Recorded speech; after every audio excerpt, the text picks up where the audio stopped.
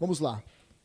Agora, a segunda parte, eu gostaria de explorar um pouquinho daqueles conceitos que nós estudamos já sobre soberania das esferas. Vocês se recordam? Alguém lembra? Só levanta a mão. Algo mínimo. Poderia levantar a mão? Só uma pessoa, tô legal. Mas vou tentar fazer um panorama aqui. Como assim a família é instrumento de Deus para domínio e redenção? Fica parecendo até uma heresia, né? Como assim a família é usada para redenção? O que é isso? E eu fiquei questionando sobre isso.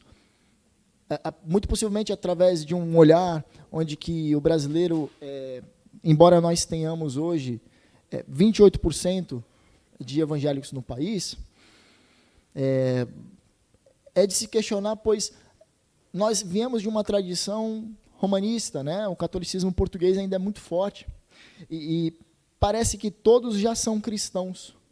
Então, ficava difícil de entrar na minha mente, porque quem escreveu foi um autor americano, e para o americano falar isso é mais fácil. O americano, praticamente a sociedade é protestante, foram fundados por protestantes, então eles têm uma carga histórica, cultural, muito arraigada ao protestantismo, enquanto nós já não. Então eu ficava questionando sobre isso.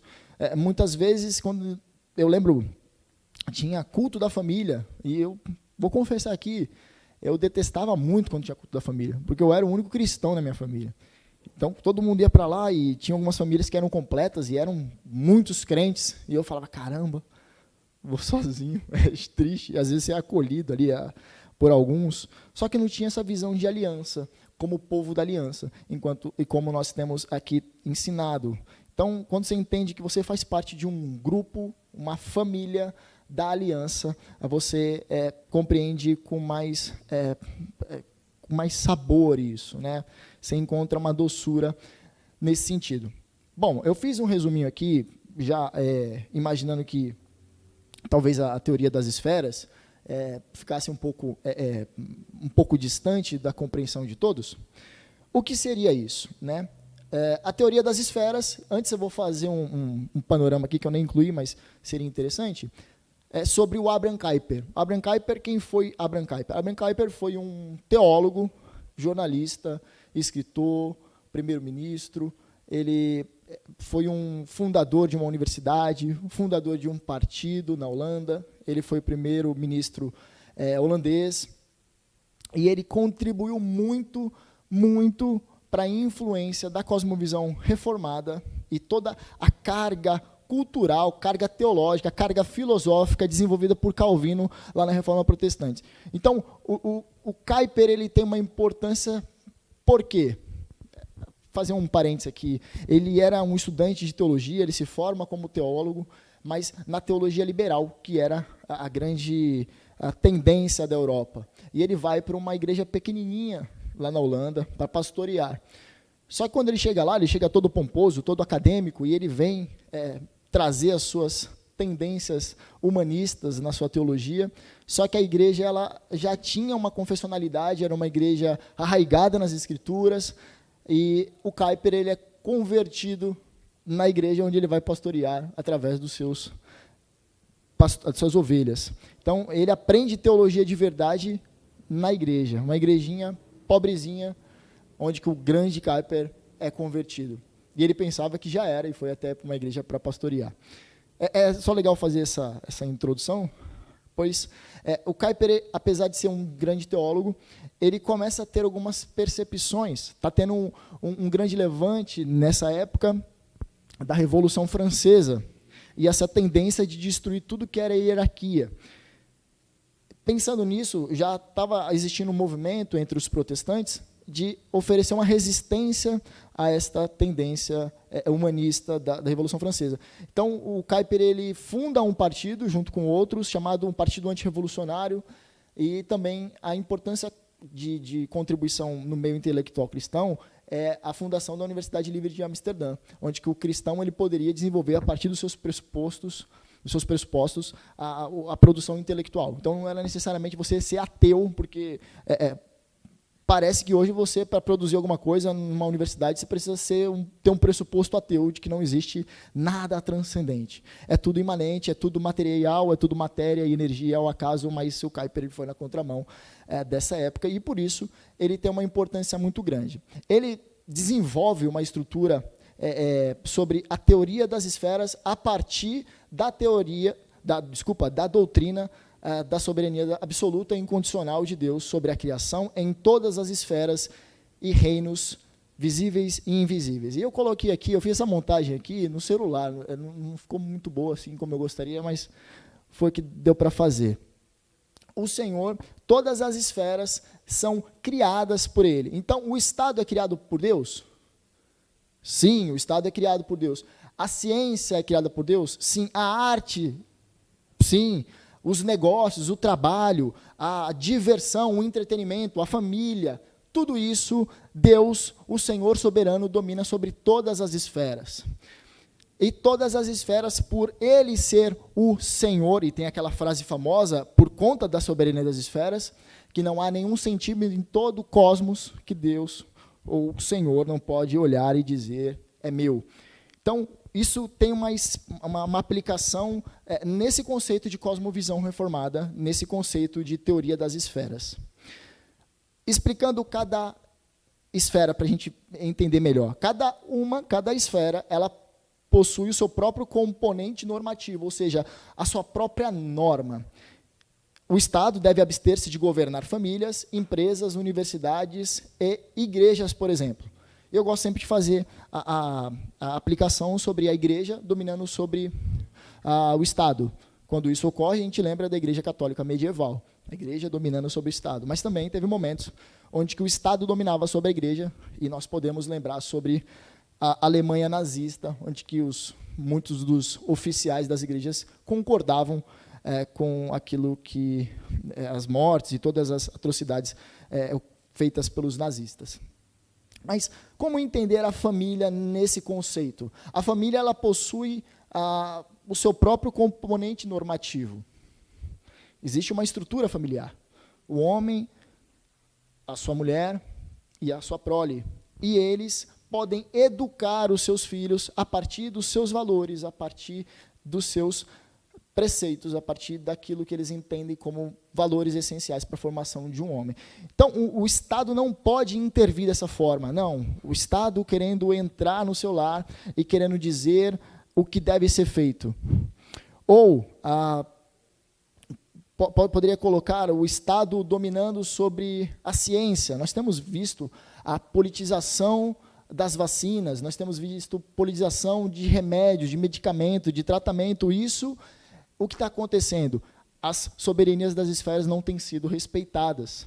Então, isso tem ocorrido diante dos nossos olhos. Quando você analisa que cada esfera ela tem o seu componente normativo, tem uma estrutura que existe alguém que governa sobre aquele... Obviamente, o Senhor governa sobre todos, mas, por exemplo, o Estado, existe um presidente, ou melhor, existem 3 poderes, e nada pode subjugar sobre eles.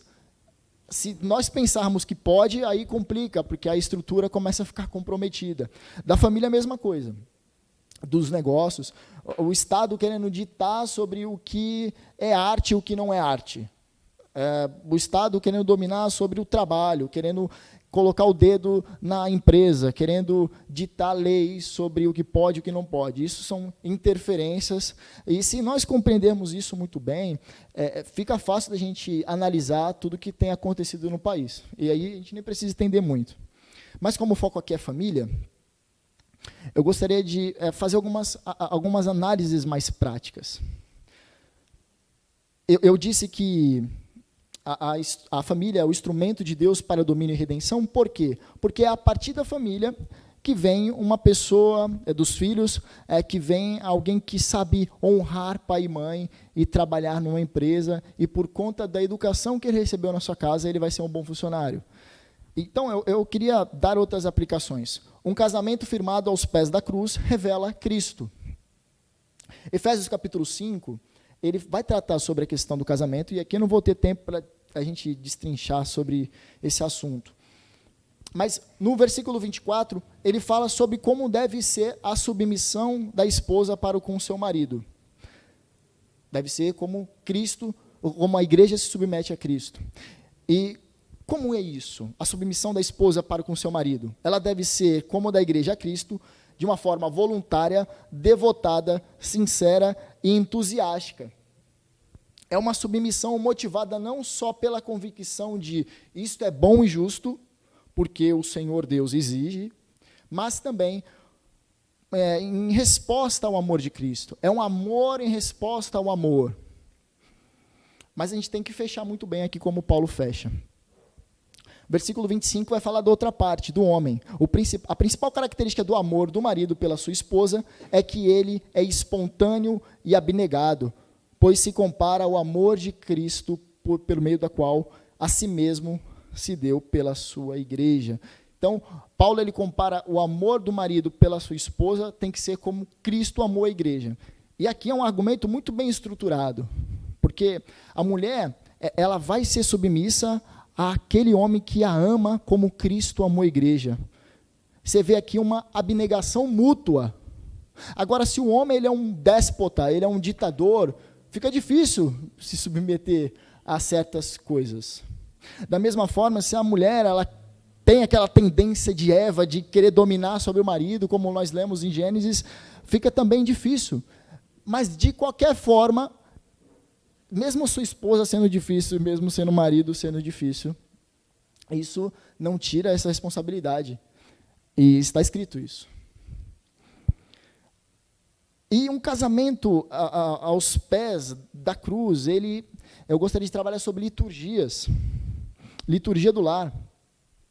Pois, se os filhos, eles olham para o marido, para o seu pai e para a sua mãe, e eles se amam mutuamente, apesar das suas falhas, apesar das suas dificuldades, esse casamento se torna um instrumento de graça para a educação dessas crianças. E aí ele vai olhar, essa criança, se ele é um menino, ele olha para o seu pai, ele vê a forma como o seu pai ama a sua mãe. Ele não vai querer ser um machista, ele não vai querer ser um assediador, por causa que o casamento revela Cristo. Da mesma forma, a mulher, a moça crescendo em desenvolvimento, e ela vê como a mulher trata a esposa, como trata a sua mãe trata o seu pai, ela não vai querer ser uma mulher revoltada, uma mulher, como eu posso dizer, rebelde, pois na sua casa o Senhor usou esse meio de graça, que é o casamento.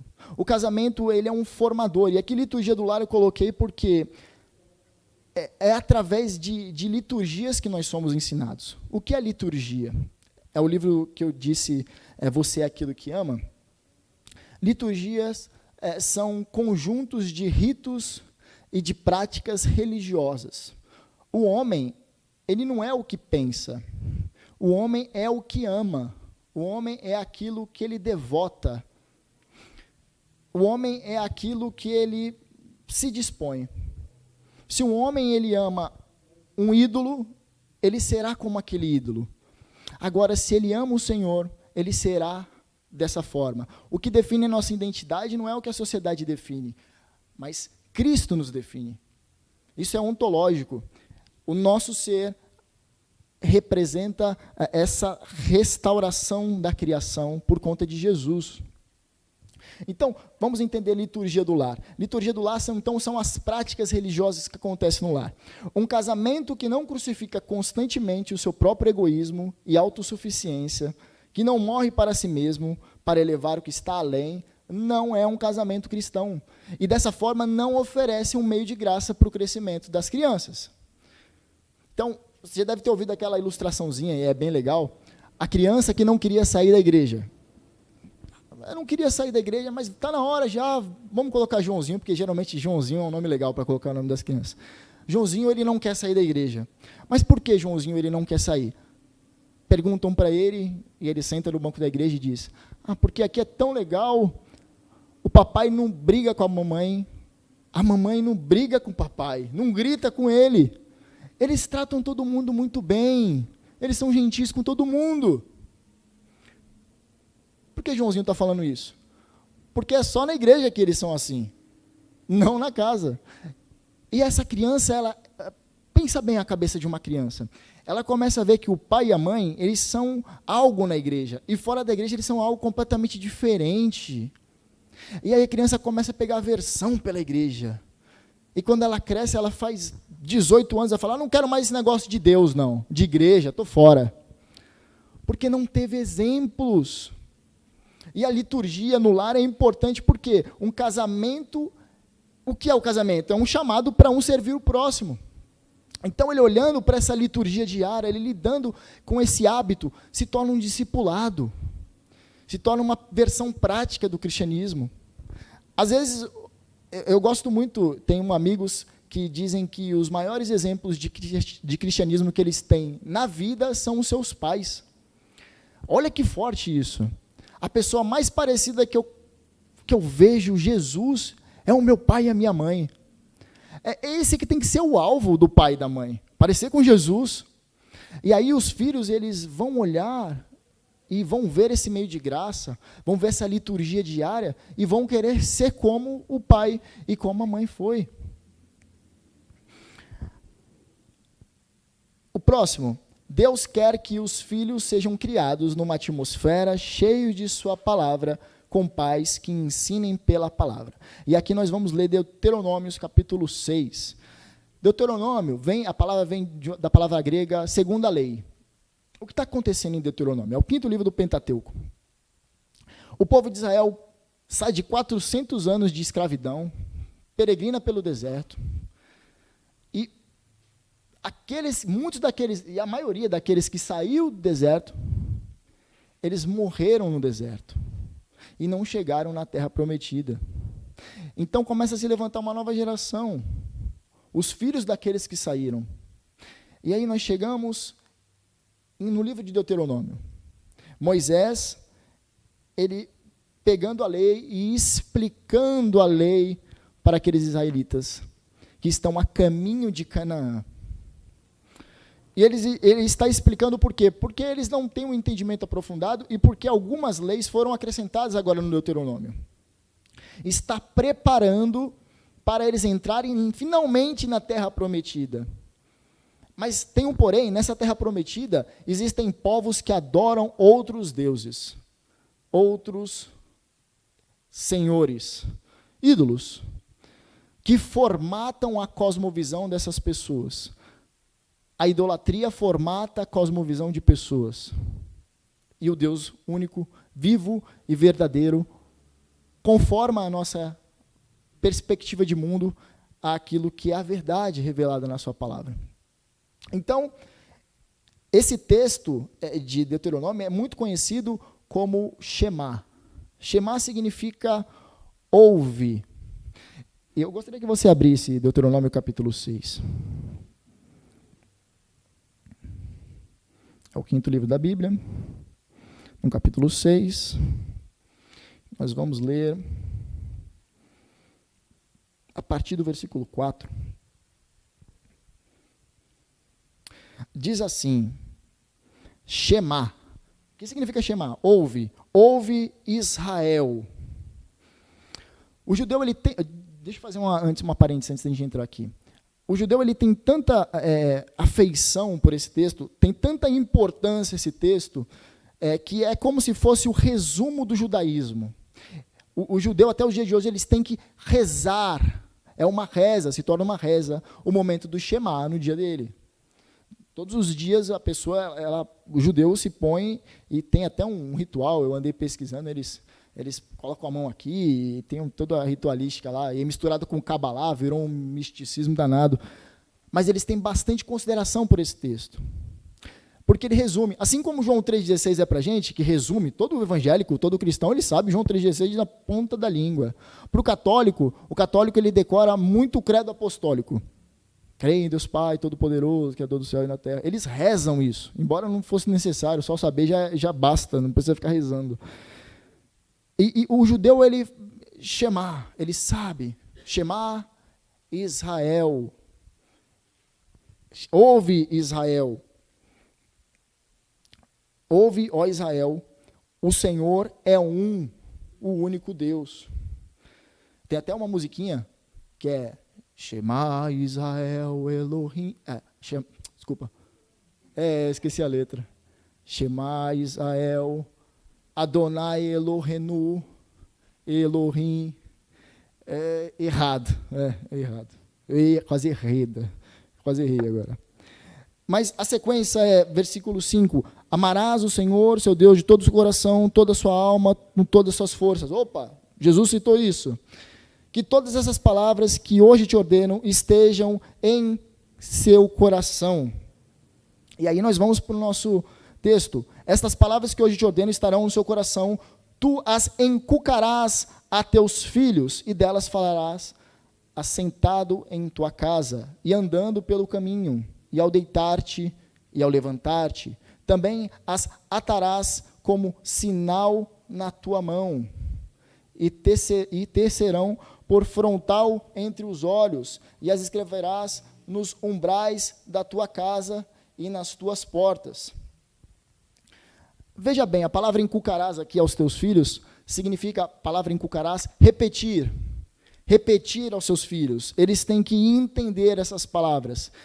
Não é somente memorizar, eles têm que aplicar.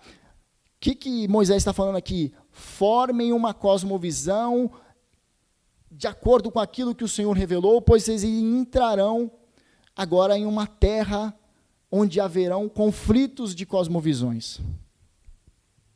Caio, mas hoje é fácil de identificar um ídolo, um falso Deus. Não é não. Não é, não. Hoje o ídolo, ele entra pelo smartphone, e você leva o seu filho para a igreja, e muitas vezes você terceiriza o ensino bíblico. Você terceiriza, você não ensina para ele na sua casa. Você não faz isso aqui, encucarás nos teus filhos, falarás sentado em tua casa. E aí você pensa que o menino é crente.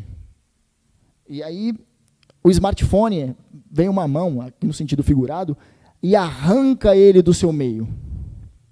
As influências dessa criança não são os pais.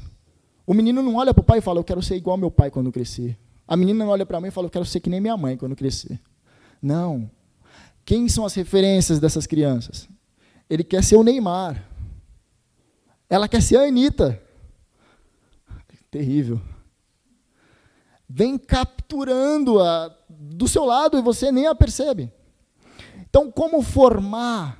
Às vezes o diabo não. O diabo não vai vir vestido todo de vermelho, capa vermelha, chifres, um tridente, uma barbicha.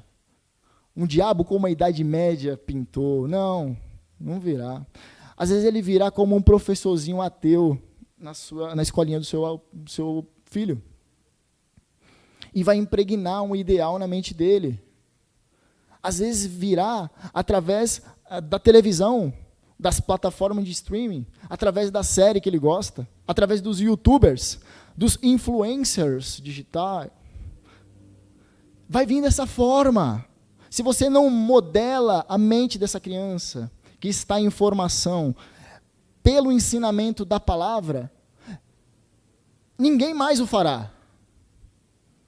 Não será na igreja, você terceirizando, não, o pastor ele vai ensinar. Não, a tarefa é sua. A responsabilidade é do pai e da mãe. E aí, muitas vezes, na salinha, geralmente o ministério infantil, coitado do ministério infantil, a criança ela tem que aprender lá. Eu dei aula muito tempo em ministério infantil. Eu gostava muito quando chegava lá e a criança já sabia tudo. Eu colocava a criança para me ajudar. Falei, ensina essa molecada aí que os pais não estão fazendo certo, não.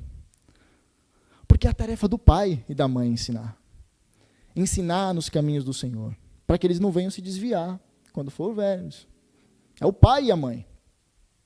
Então, a importância de entendermos e inculcarmos isso na mente das crianças é de suma importância. E eu gosto muito, falarás assentado em tua casa. E aqui não é para você ficar repetindo. Imagine você sentado e falando, Salmo 23, o Senhor é meu pastor, e andando. Imagine você andando na sua casa e falando, e deitando, e levantando, falando. Porque muitas vezes as pessoas pensam que é isso, é só ficar recitando o versículo, deixando o Salmo 91 aberto, para espantar capeta.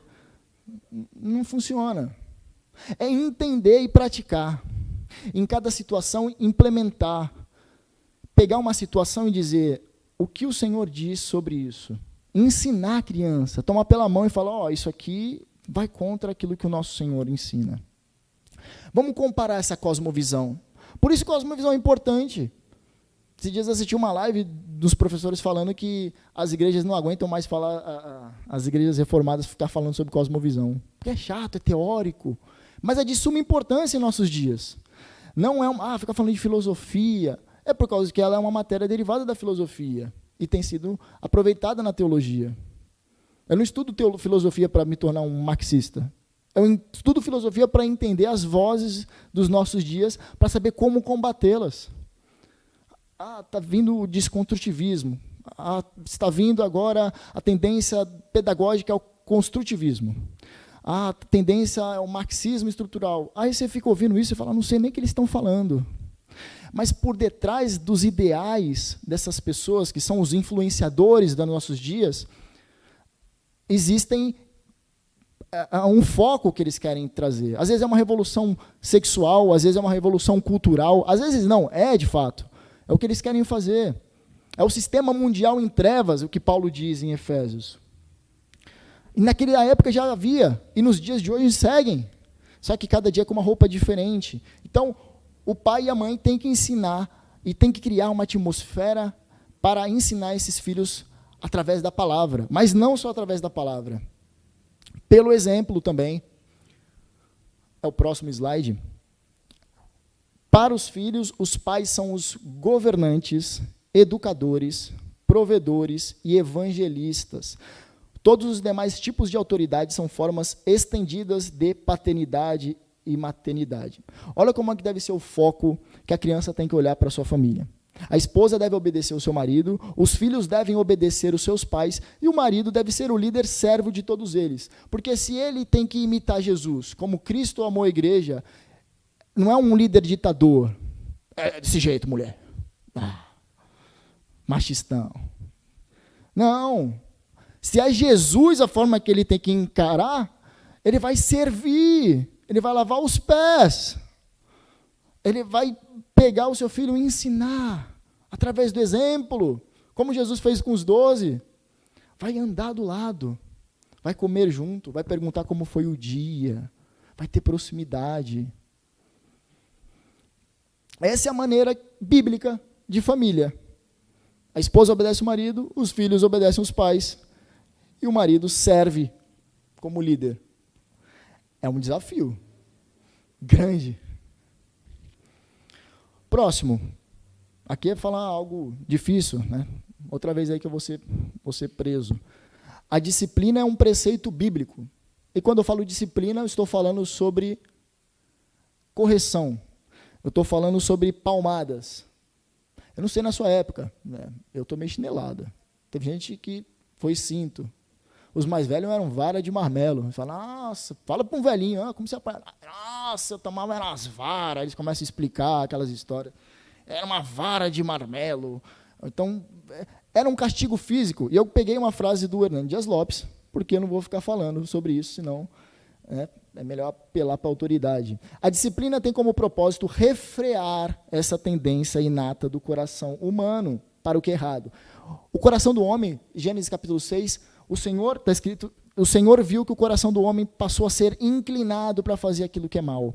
Então, a disciplina tem como propósito refrear essa tendência para aquilo que é errado. A disciplina estabelece limites, mostrando à criança com clareza a diferença entre o certo e o errado, entre o precioso e o vil.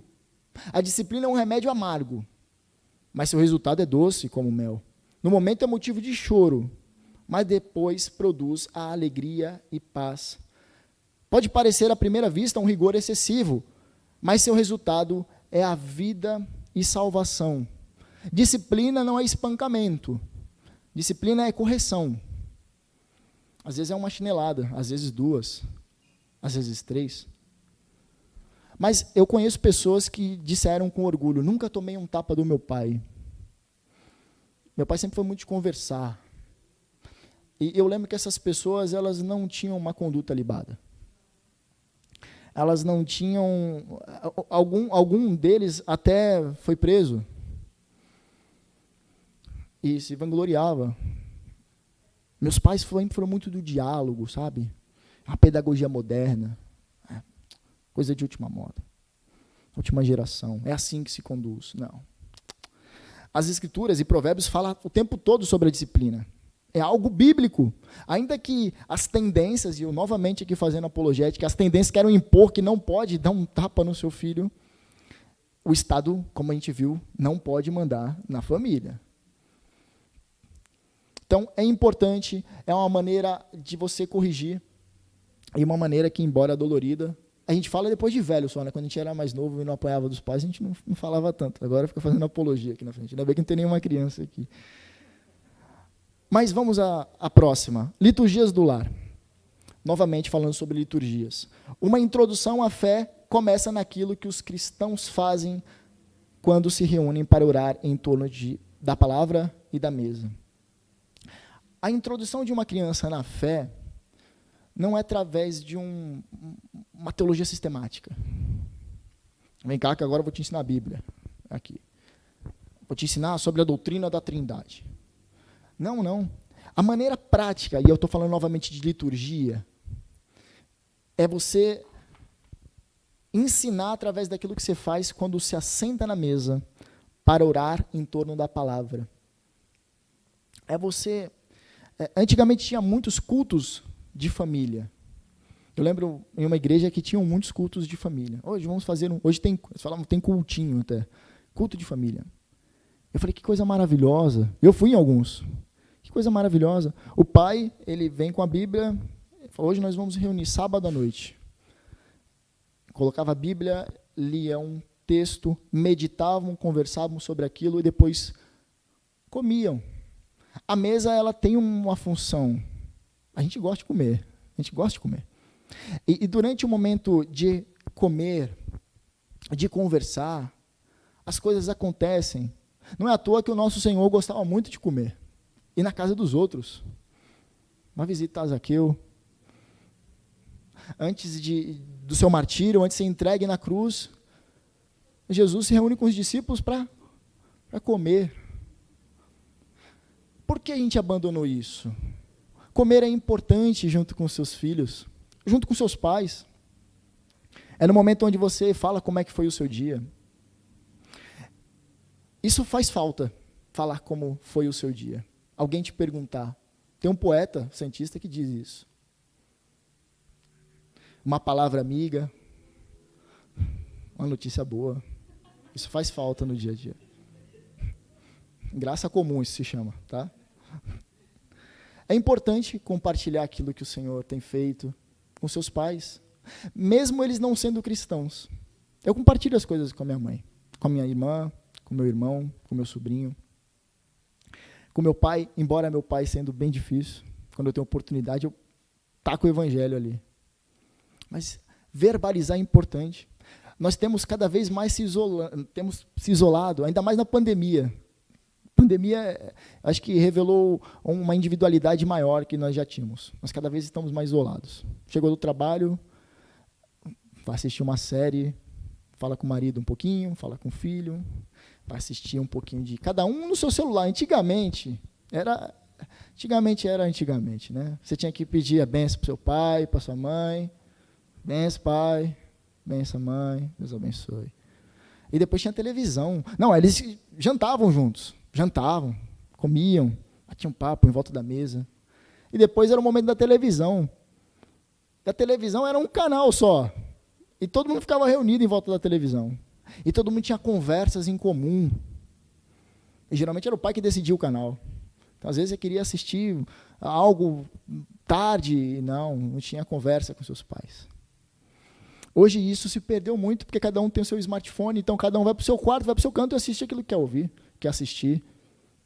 Então, fragmentou muito as conversas em comum. Eu estou trazendo liturgias no lar novamente, por causa que eu acho um insight muito bacana de reunir a família em volta da mesa. Você não precisa assistir a mesma série, você não precisa assistir o mesmo programa, mas no momento de se assentar na mesa e em volta da palavra, louvar a Deus, Vou fazer uma pergunta aí, vocês são crentes. Qual foi a última vez que se você se virou para sua família e falou, vamos orar hoje? Vamos orar, assim, tipo, do nada? Todo mundo fala, do nada. Orar, vamos. Lá em casa a gente tem esse costume. E geralmente quem faz isso é meu sobrinho, que tem 7 anos. Ele fala, vamos orar hoje? E eu fico constrangido. Ele é o pastor da minha casa. Vamos orar. E vamos. E todo mundo já fica se coçando, se reúne. E ele cobra todo mundo para orar, e aí que não ore. Pai, ora, sua vez. É muito engraçado. Enfim, nós temos que trazer essas liturgias à tona. Próximo slide, falar sobre honra. Eu falei sobre disciplina e agora estou falando sobre honra. São termos hoje que as pessoas não gostam muito, disciplina e honra. A honra em todas as esferas é derivada da honra aos pais.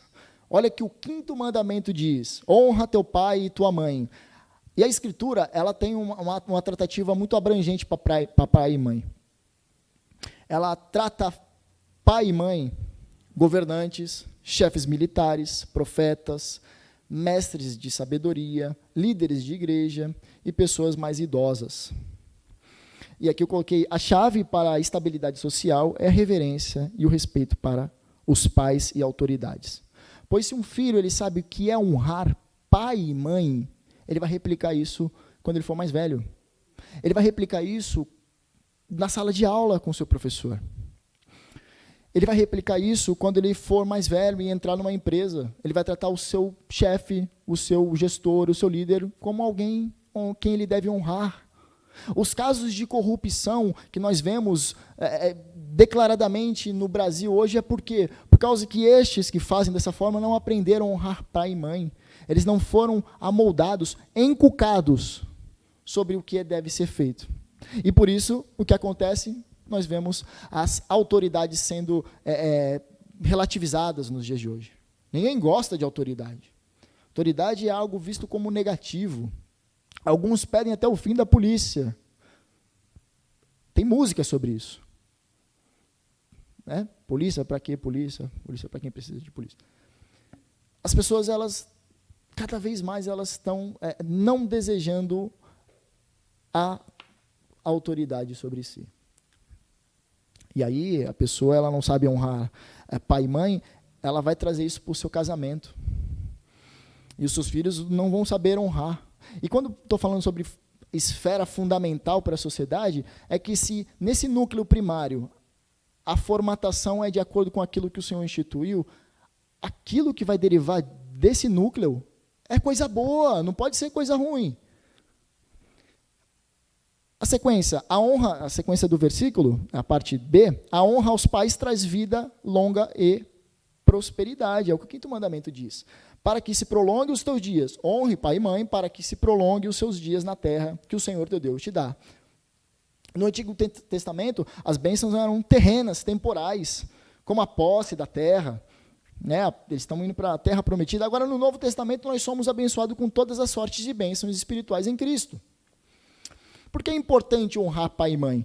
Porque o seu pai e a sua mãe, eles nunca vão falar algo que é ruim para você. Há exceções. Mas se seu pai é cristão e sua mãe é cristã, eles vão te livrar de um relacionamento que ela sabe que vai dar errado. Porque ela te criou desde o começo. Ela sabe quais são as suas tendências. Às vezes, na escolha de um emprego, de um curso, te conhece, pô. Vou fazer arquitetura. O menino não sabia nem desenhar quando era criança. Não vai dar certo. Fala, pô, mãe, está desanimando. Não vai. Você não gosta de história? Vai estudar história. Não faz história. O Bal está todo feliz aí. Por que não estuda história? Você sempre gostou desde criança, você tem essa propensão. Eles identificam. Mas os pais, eles podem te livrar das drogas. Não anda com esse aí. Eu não sei sua mãe. Não sei sua mãe. Eu não fui com a cara desse aí. Mas mãe, pô, ele é mó legal. É famoso lá na escola. Está te livrando de uma bomba e você ainda relutando. Às vezes, falar sobre sexo, que é tabu. A mãe falar sobre sexo para a filha ensinar sobre isso. É função dos pais, tá? Não fica esperando uma terapeuta sexual ensinar sobre, não. É a função da mãe. Chegar e falar, filha, tem coisas que você precisa saber, eu sei que você já sabe, mas vamos ver o que o Senhor diz na palavra? É você, pai, é você, mãe. Então, te livrar dessas coisas. Uma gravidez indesejada, já pensou? No meio da adolescência acontece porque você nunca instruiu. Um filho obediente se livra de grandes desgostos. E aí, vamos para a liturgia do lar de novo. A casa dos nossos pais deve ser um lugar de formação e preparação. Então, aqui é para os filhos. A casa dos nossos pais serve para isso, para te formar, para te preparar, a fim de sermos lançados ao mundo e desempenharmos tanto o mandato cultural quanto a grande comissão. E aqui, a grande comissão, mandato espiritual, mandato cultural, aquilo que nós já assistimos em uma pregação do pastor e teremos sequência. A influência sobre outras esferas. Tá? E para levarmos a imagem de Deus para e pelo próximo. Pelo nosso próximo, eu fiquei cortado aqui. Então, a casa dos nossos pais deve ser um lugar não de refúgio, casou. Aí o cara casou e brigou com a esposa. Aí que o cabra faz? Ele vai para a casa da mamãe se esconder lá. Não, vai para a casa do seu pai, vai para a casa da sua mãe hoje. Fica lá, pensa naquilo. Não, já saiu, já. Saiu de casa. Agora é você e a sua esposa. Mas para você que é jovem, para você que mora com seus pais, é um lugar de preparação, de formação. É um momento onde você está se preparando para quando você for lançado e você tiver autonomia para assumir talvez uma vaga no mercado de trabalho, onde você tem influência no mandato cultural ou até mesmo na grande comissão, lá você vai exercer aquilo que você aprendeu no núcleo familiar, na sua casa. E aqui eu estou falando de famílias cristãs. Tá? É importante. E por último, a formação da fé. Uma das mais importantes decisões que podemos tomar com relação à formação da fé em nossos lares é a congregação em que nós nos comprometemos. E aqui cabe como um conselho a todos que pertencem à igreja. Uma sábia formação da fé começa no centro da vida de adoração comunitária da igreja. A família ela não serve para ser isolada da igreja. A família ela serve para estar inserida na igreja. É aqui, na igreja, onde seus filhos vão se casar. Muito possivelmente vai ser aqui que o seu filho vai encontrar a sua futura nora. É aqui onde o seu filho, a sua filha vai encontrar o seu futuro genro. É aqui. É o núcleo.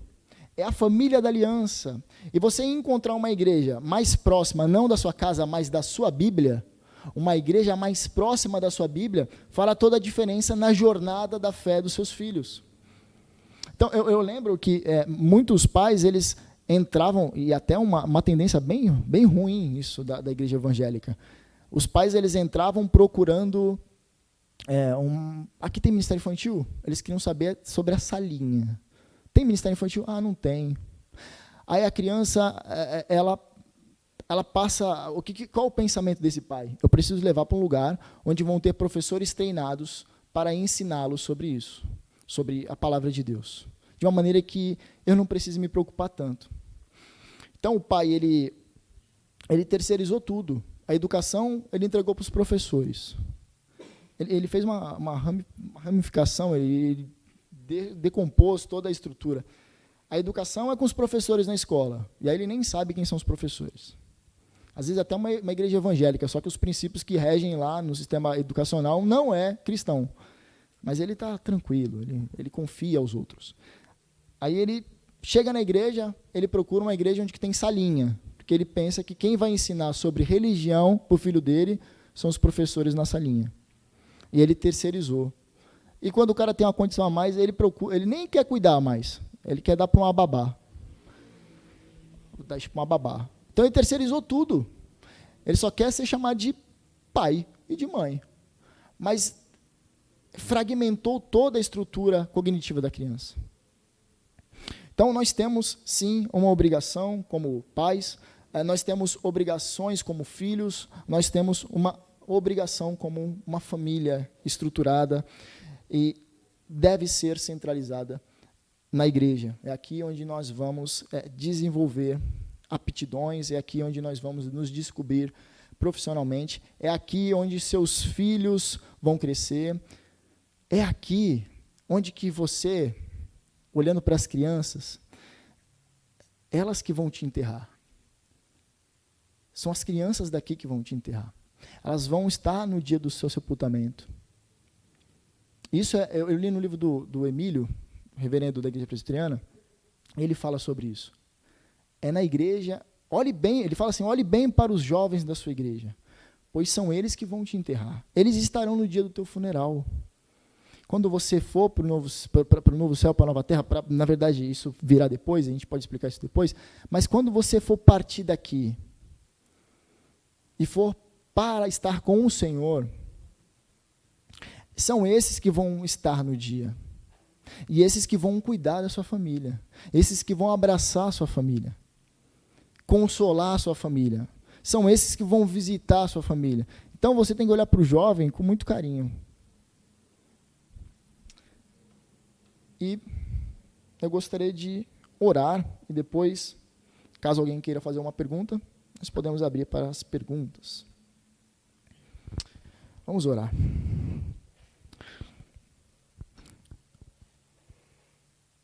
Pai, nós agradecemos pela Tua palavra, agradecemos porque dela podemos tirar proveito para nos guiar na verdade do Senhor. Eu peço que o Senhor formate cada vez mais nessa igreja, nos crentes dessa igreja, uma mentalidade cristã, uma mentalidade que enxerga a realidade a partir das lentes bíblicas, que possamos ser moldados de acordo com a Tua palavra, para a Tua glória, em nome de Jesus. Amém.